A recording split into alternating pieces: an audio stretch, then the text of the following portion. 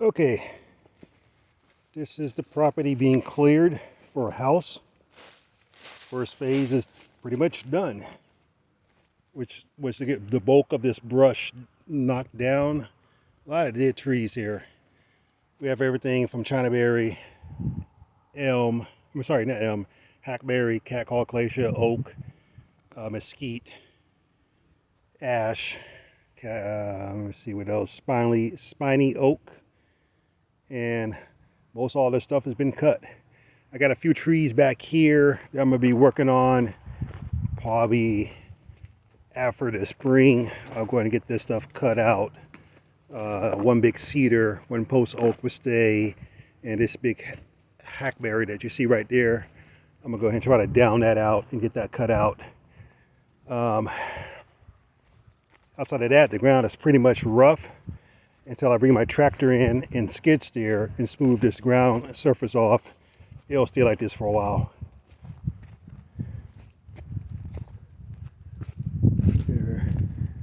There goes the oak that I cut by accident. And that was a post oak. And there's another pile of debris. So I got quite a few piles of debris.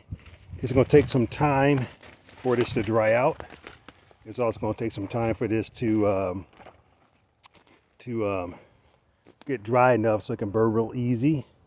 And hopefully I can burn it before it gets too dry up here and before we have a fire hazard.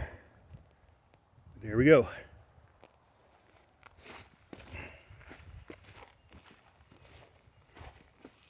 Most of this was dug out with an excavator.